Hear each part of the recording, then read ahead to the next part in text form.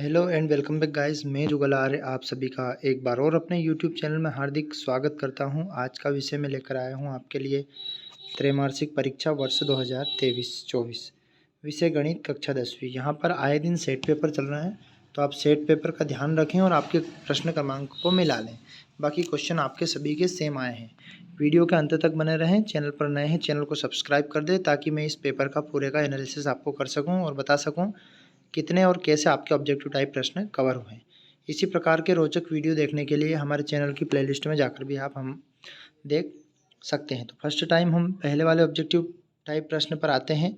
14 और 16 का HCF निकालना है आपको। HCF मतलब इसका कॉमन फैक्टर निकालना है, यानी कि वह संख्या इन चारों में से कि दोनों को काट दे। 14 को 4 नहीं काट सकता, लेकिन 16 को काट सकता है, तो इसका आंसर आपका रहेगा 2। सी वाला ऑप्शन इसका सही रहेगा। सेकंड वाला आता है, यदि द्विघात समीकरण 2x का स्क्वायर माइनस 8x प्लस 6 के शून्य अंक अल्फा और बीटा है तो अल्फा प्लस बीटा ज्ञात कीजिए।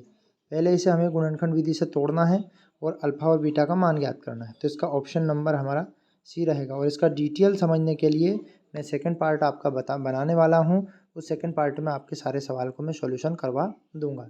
यदि a1/a2 बराबर b1/b2 बराबर नहीं है c1/c2, तो रेखीय समीकरण युग्म a1x b1y प्लस c1 बराबर 0, a2x plus b2y plus c2 बराबर 0 का कोई हल नहीं होगा। इसका आपका ऑप्शन नंबर सी, माफ करना, ऑप्शन नंबर बी सही रहेगा। यदि द्विघात समीकरण ax का स्क्वायर bx प्लस c बराबर 0 के मूल समान हो तो समीकरण में विभेदकर का मान। जब भी मूल समान होंगे तो d बराबर यदि 0 आता है तो वह मूल समान होंगे। इसका ऑप्शन नंबर ए सही रहेगा। आगे बढ़ते हैं। AP 13, 10, 7 का 30वां पद, तो 30वां पद हम 74 प्राप्त होगा, वो भी इस वाले फार्मूले से। an बराबर यानी 30वां पद ज्ञात करना, तो a30 बराबर a प्लस 29d हो जाएगा। a प्लस 29d और d का मान हम निकाल लेंगे, तो d का मान हमें मिल जाएगा और d के मान से हम गुणा कर देंगे इसमें, तो आपका माइनस का 74 प्राप्त हो जाएगा। और यहाँ पर हम देखते हैं, यदि त्रिभुज AB के CD जो है, CD का मान, तो मतलब यहाँ पर एक त्रिभुज बनाएंगे, इसमें हम A, B और C नाम देंगे और D और E इसके समांतर एक रेखा खींच देंगे और यहाँ पर मान रख देंगे। और थेल्स प्रमेय से जब सिद्ध करेंगे तो इसका 9/2 आएगा, तो 4.5 इसका हो जाएगा 4.5 सेंटीमीटर। अब रिक्त स्थान की पूर्ति करते हैं। 4√3 एक खाली स्थान संख्या है जो परिमेय और अपरिमेय, तो यहाँ एक अपरिमेय संख्या, क्योंकि √3 एक अपरिमेय संख्या और किसी भी अपरिमेय संख्या में परिमेय संख्या का गुणा किया जाए, यानी कि 4 परिमेय संख्या तो हमें अपरिमेय प्राप्त होती है, उसका अपरिमेय हो जाएगा। द्विघात समीकरण में शून्यंकों की अधिकतम संख्या कितनी होती है, तो 2 इसका आंसर सही रहेगा। के का मान ज्ञात करना, हमें मान दिए हुए हैं, तो के का मान हमें 5 प्राप्त होगा, तो इसका के का मान हम 5 लिख देंगे यहाँ पर। ठीक है, x की जगह पे 2 और y की जगह पे 1 रख देंगे। एक समीकरण px बराबर 0 px बराबर 2 की घात 2 को खालिस्तान समीकरण, तो घात 2 वाले को द्विघात समीकरण, तो यहाँ खालिस्तान में हम लिख देंगे द्विघात। अगला देखते हैं, यदि ए बी सी समांतर श्रेणी में है, बी ए सी का क्या होगा, ये समांतर माध्य, तो यहाँ समांतर माध्य आंसर आ जाएगा। और इसका a प्लस b/2 इस प्रकार समांतर माध्य होता है, तो इसका आंसर हो जाएगा समांतर माध्य। समरूप त्रिभुज के संगत कोण सदैव बराबर होते हैं। अब हम हमारे चैनल के माध्यम से आपको मैथमेटिक्स के बहुत सारे इंपॉर्टेंट क्वेश्चन प्रोवाइड कर रहे हैं। हमारे चैनल को लाइक कीजिए, चैनल पर हमारे वीडियो उनको लाइक कीजिए, चैनल पर नए हैं चैनल को सब्सक्राइब कीजिए, बेल आइकन को प्रेस कीजिए ताकि नए वीडियो आपको मिलते रहें। अब सत्य की बात करते हैं।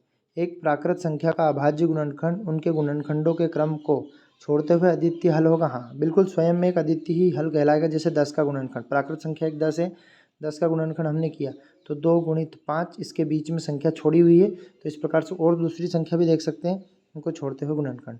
ax प्लस बी बराबर 0 द्विघात समीकरण है, तो ये आपका गलत होगा। यह एक रेखीय समीकरण है, तो इसका हो जाएगा असत्य। फिर यदि एक त्रिभुज के 2 कोण एक अन्य त्रिभुज के 2 कोण के बराबर हो तो त्रिभुज समरूप होंगे, तो ये भी आपका असत्य रहेगा। 1/2 1/√2 एक परिमेय संख्या है, असत्य, क्योंकि यह एक अपरिमेय संख्या है। आगे बढ़ते हैं, क्योंकि हम पहले बता चुके हैं कि किन्हीं भी परिमेय संख्या में अपरिमेय संख्या गुणा भाग या जोड़ कुछ भी किया जाए तो अपरिमेय ही प्राप्त होती है। एक बहुपद px के शून्यंक उन बिंदु x के निर्देशांक होते हैं। तो y बराबर px ग्राफ x अक्ष को प्रतिच्छेद करती है, बिल्कुल सही, क्योंकि x अक्ष पर ही वहाँ उसके शून्यंक बनेंगे, तो एक अक्ष पर काट कर निकलेंगे और जहाँ जहाँ काटेगी उतने शून्यंक प्राप्त होंगे। द्विघात समीकरण ax 2x का स्क्वायर माइनस 4x प्लस 3 के विविध कर 8 है, तो ये हम b स्क्वायर माइनस 4ac से इसका मान निकाल सकते हैं। इसका हो जाएगा असत्य मान, असत्य। अब आगे की तरफ बढ़ते हैं, जोड़ी की तरफ। जोड़ी का मिलान करना है, 81 और 27 का एलसीएम निकालना है, तो इसका आ जाएगा 81। रेखीय समीकरण की घात कितनी होती है? तो रेखीय समीकरण की घात सदैव 1 होती है, तो ये डी वाला ऑप्शन सही हो जाएगा। 2x प्लस 2y प्लस 3 बराबर 0, x बराबर तो 0 मान दिया और y बराबर हमें ज्ञात करना है, तो यहाँ पर ऑप्शन नंबर आपका ई वाला सही हो जाएगा। इसका माइनस का 3/2, क्योंकि x की जब 0 रखेंगे 3 बराबर के उधर आएगा, माइनस का हो जाएगा और बटे में चला जाएगा। एक्स स्क्वायर माइनस 1 के मूल होंगे तो धनात्मक और ऋणात्मक, तो इसका हो जाएगा चौथा वाला, ये एफ वाला सही रहेगा।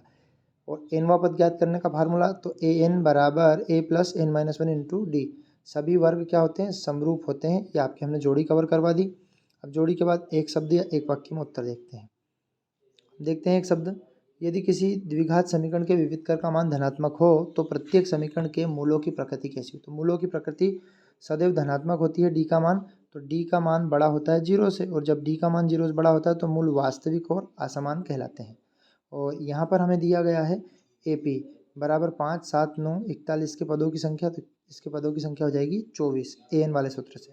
क्या सभी समद्विबाहु त्रिभुज समरूप होते हैं? नहीं, कह नहीं सकते, क्योंकि समबाहु त्रिभुज समरूप होते हैं, लेकिन समद्विबाहु त्रिभुज की भुजाओं के मान अलग अलग हो सकते हैं, तो इसका आंसर आ जाएगा नहीं। द्विघात समीकरण x का स्क्वायर प्लस 7x प्लस 10 के शून्यंकों का योगफल -7 हो जाएगा। पहले हम शून्यंक निकालेंगे और फिर उनको जोड़ देंगे। y बराबर mx प्लस 3 में यदि x की जगह पे मैं 2 रखूँ तो ये माइनस का 2m बन जाएगा और ये प्लस का 3 बन जाएगा, और y की जगह पे 5, 3 बराबर के उधर जाएगा, ये कहाँ का बन जाएगा 1, तो इसका आंसर आ जाएगा माइनस का 1, 2/2। और 5005, तो 5005 को यदि काटेंगे, 5005 को यदि काटेंगे तो यहाँ पर हमने एक शब्द में उत्तर देखे। एक शब्द में इसका 24, इसका नहीं, इसका जब हल किया तो, और इसका हम एलसीएम जब गुणनखंड अभाज्य गुणनखंड विधि से निकालेंगे तो 5, 7, 11 और 13 निकल जाएगा जब हम काटें। अब आगे की तरफ बढ़ते हैं, तो यहाँ पर हमारे छठे क्वेश्चन से आप क्वेश्चन स्टार्ट हो जाते हैं। तो आई होप आपने ये क्वेश्चन बनाए होंगे। यदि आप क्वेश्चन नहीं बने हैं तो मैं इन क्वेश्चनों का सॉल्यूशन अभी दूसरे पार्ट में आपको लेकर समझाने वाला हूं, इसीलिए ताकि आपकी वार्षिक परीक्षा की अच्छे से तैयारी हो सके। और गणित के प्रश्न पत्र का हम पूरे के पूरे का एनालिसिस करने वाले हैं, और सभी विषय का हम एनालिसिस करते हैं लगभग। तो मैथमेटिक्स का संपूर्ण सोल्यूशन के साथ आपका एनालिसिस मैं करके प्रोवाइड करके दूंगा। तो जय हिंद साथियों, चैनल पर नए हैं तो चैनल को सब्सक्राइब करना ना भूलें, बेल आइकन को प्रेस कर दें ताकि इसी प्रकार के नए वीडियो आपको मिलते रहे। जय हिंद साथियों, अगले वीडियो में जल्दी मिलते हैं हम आपसे। Tata bye bye.